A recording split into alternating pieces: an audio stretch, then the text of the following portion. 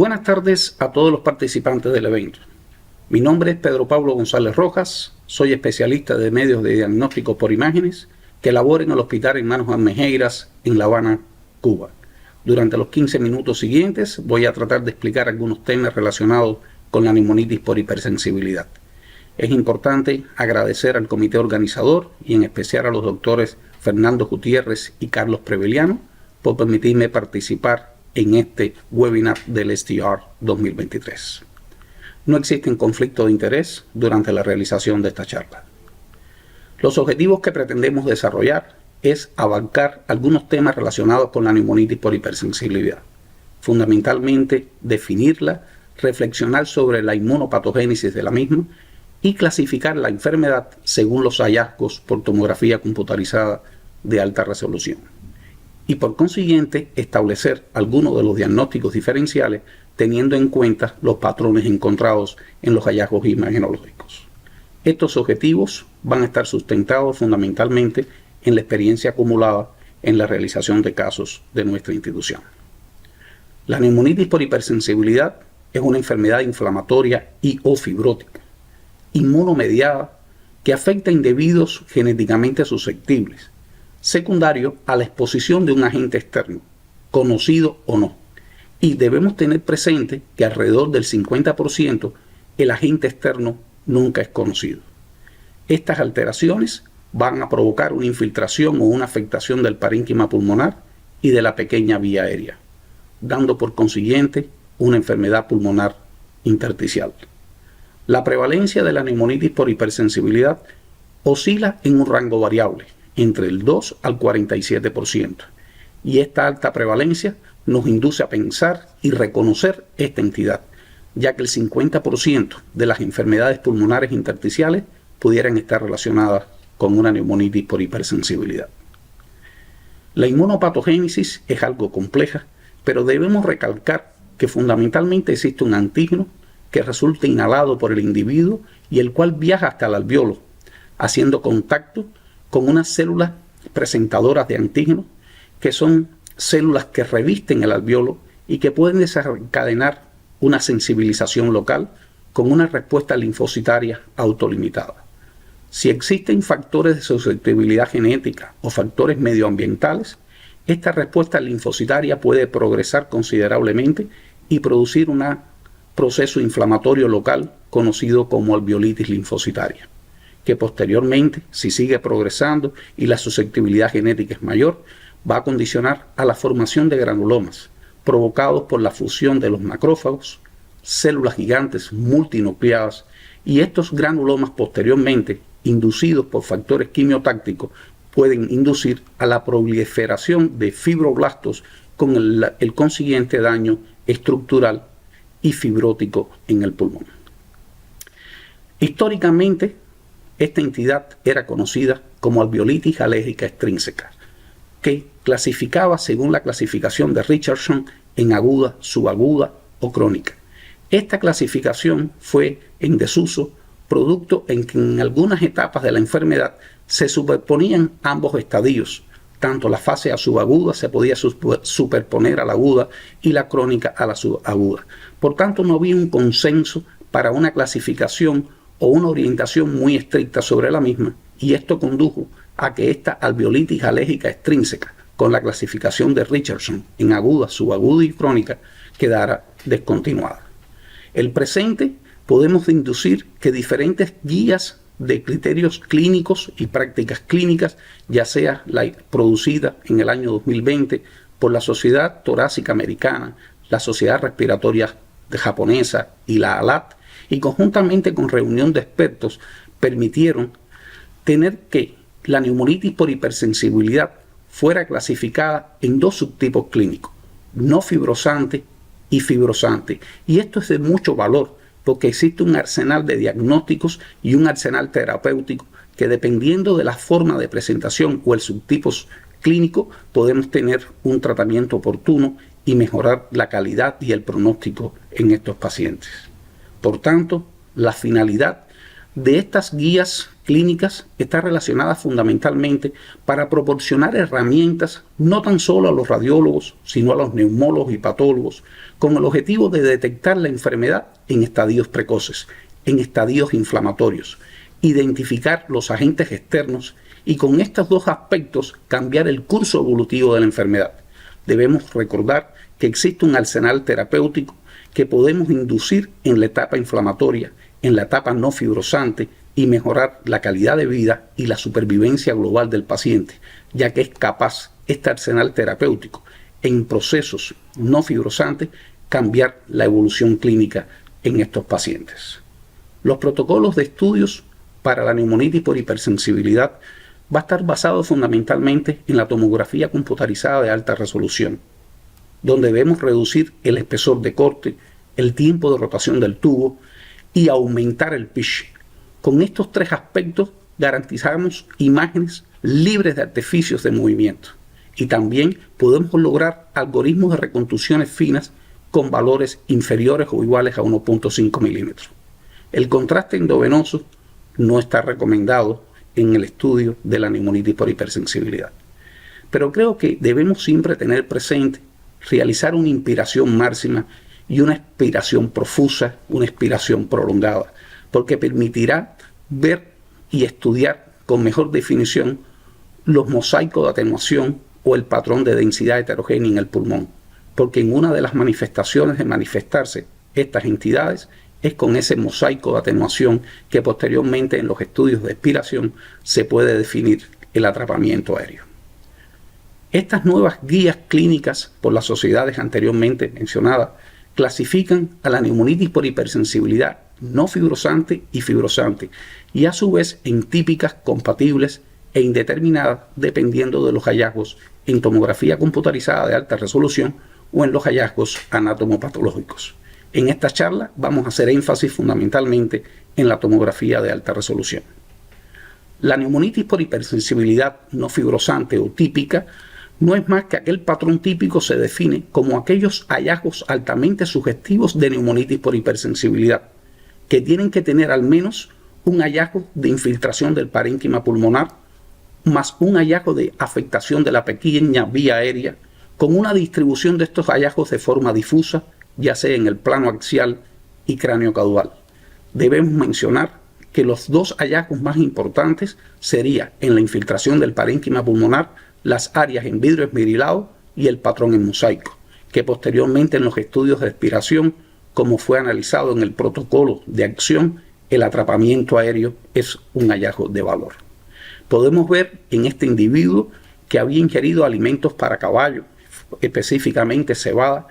que existen opacidades en cristal esmerilado de forma difusa, no tan solo peribroncovascular, sino también subpleural, que comprometió a los diferentes segmentos pulmonares, con una distribución difusa tanto en el plano axial como se puede ver de distribución peribroncovascular, como se puede observar, pero también de distribución o disposición subpleural, siendo difusa y reitero, no tan solo en el plano axial, sino también en el plano coronal o cráneo caudal, con un patrón en mosaico de atenuación, como podemos ver acá, o de densidad heterogénea, donde intercalamos opacidades difusas en cristal esmerilado con zonas de menor atenuación. Y como habíamos establecido, estos protocolos podemos ver tanto en la inspiración el patrón de atenuación en mosaico, como en la expiración el patrón de atrapamiento aéreo. Este paciente fue sometido a un tratamiento esteroideo y a los 35 días después del tratamiento con esteroides podemos ver una resolución prácticamente total de las opacidades en cristal esmerilado, solamente existiendo una permanencia muy focal de áreas de atrapamiento o de mosaico de atenuación en estos estudios de inspiración. Posteriormente tenemos la neumonitis por hipersensibilidad no fibrosante o compatible, que son aquellos hallazgos que no son sugestivos de neumonitis por hipersensibilidad, pero que se han invocado en el análisis de esta enfermedad, donde debe existir al menos un hallazgo de infiltración del parénquima pulmonar y que tenga una distribución de forma difusa, pero con un predominio peribroncovascular o que tenga un predominio en lóbulos inferiores. Es decir, su distribución es difusa, pero hay variantes con predominio peribroncovascular y predominio en los lóbulos inferiores. Dentro de los hallazgos de la infiltración del parénquima pulmonar, las áreas en vidrio esmerilado, uniformes y sutiles o áreas de consolidación juegan un rol importante. En este granjero, que comenzó con manifestaciones respiratorias y se le realizó esta tomografía, podemos ver que existen áreas difusas de cristal esmerilado que están comprometiendo algunos segmentos de los campos pulmonares, pero que fundamentalmente su distribución es peribroncovascular. Pero también existen áreas desde el punto de vista subpleurales, y como pueden ver en esta reconstrucción coronal en un plano craneocaudal, la afectación fundamental es en la mitad inferior de los campos pulmonares, fundamentalmente de distribución peribroncovascular. No es como en el caso típico, que las lesiones en cristales esmerilados eran difusas y que tenían una preponderancia ya no tan solo en el plano peribroncovascular, sino también subpleural. Sin embargo, en las formas compatibles de la enfermedad, como vimos anteriormente, esta manifestación es peribroncovascular. Si analizamos estas herramientas establecidas por las guías clínicas de esas sociedades, nos permitió conocer neumonitis por hipersensibilidad no fibrosante y se le impuso tratamiento con esteroides, y vemos que a los 30 días de iniciado el tratamiento ocurrió una resolución prácticamente total de todas estas lesiones en cristales esmerilados, algunas con un poco más a la consolidación de distribución central peribroncovascular y sobre todo con un predominio hacia la mitad inferior, respetando en gran medida los lóbulos superiores. Ocurrió una resolución prácticamente total del proceso. Otro ejemplo de neumonitis por hipersensibilidad no fibrosante de tipo compatible es en un fumador de marihuana, donde existen áreas consolidativas, difusas, un poco asimétricas, mayor del lado derecho, pero con una preponderancia de situación peribroncovascular, produciendo patrones de broncograma aéreo en el interior de estas consolidaciones, respetando la región subpleural o periférica. Dentro de los diagnósticos diferenciales de la neumonitis por hipersensibilidad no fibrosante, tenemos que siempre identificar el patrón. ¿Qué patrón se encuentra presente en esta entidad? Y vemos que si predominan los nódulos centrolobuliares, la bronquiolitis respiratoria sería el primero de mis diagnósticos diferenciales. Pero sobre todo, si en este paciente con nódulos centrolobuliares que pudiera tener un aspecto muy similar a una bronquiolitis respiratoria, el paciente fumador, entonces la bronquiolitis respiratoria sería un rol importante en este diagnóstico diferencial. Siempre hay un gran número de entidades que pudieran simular a neumonitis por hipersensibilidad no fibrosante, como la neumonía viral y la neumonía eosinofílica. Pero sobre todo, pienso que los procesos infecciosos virales y eosinofílicos son de gran ayuda en el diagnóstico diferencial. Pero recalco, es importante el patrón identificado en los estudios de TACAR. Esto es un ejemplo de un paciente que cuando lo estoy evaluando, sin un dato clínico previo, sin una información clínica, veo que tengo áreas de cristal esmerilado de forma difusa, de forma bilaterales, algunas de predominio peribroncovascular, algunas de situación subpleural y que están de forma difusa. Y al ver esta entidad o estos hallazgos, sospeché la posibilidad de una neumonitis por hipersensibilidad no fibrosante compatible. Y le di el calificativo de compatible porque había algunas áreas de consolidación, existía una distribución peribroncovascular. En ese momento que estoy dando mis conclusiones, sin tener el apoyo multidisciplinario, llega el neumólogo y me dice que el paciente es asmático y tenía valores altos de eosinófilos en sangre y por tanto el diagnóstico de una neumonía eosinofílica pasó a primera instancia. No obstante, el aspecto muy similar de una neumonía eosinofílica con una neumonitis por hipersensibilidad no fibrosante, con un patrón compatible,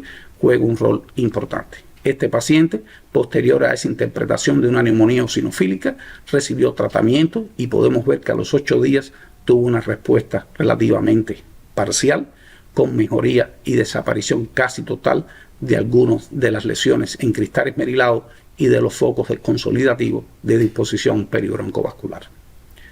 La neumonitis por hipersensibilidad fibrosante igualmente se subdividen en típicas, compatibles o indeterminadas, y que dentro de la neumonitis por hipersensibilidad fibrosante típica tenemos que tener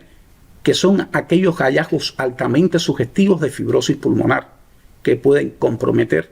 al parénquima pulmonar, produciendo engrosamiento del intersticio periférico con distorsión de la arquitectura, y que la bronquiectasia, bronquiolectasia por tracción y panalización son hallazgos no dominantes, pero que a pesar de estos hallazgos altamente sugestivos de fibrosis pulmonar para la forma típica, debe existir al menos un indicio de afectación de la pequeña vía aérea, donde las lesiones en cristales merilados, el patrón de 3 densidades y el atrapamiento aéreo juegan un rol importante. Tenemos que tener en cuenta que la distribución en estos hallazgos es de forma aleatoria, es decir, es al azar, pero que por lo general tiene un predominio en campos pulmonares medios y que tiene un respecto relativo sobre las bases. En este paciente con exposición al moho, vemos que existe engrosamiento del intersticio periférico de situación subpleural,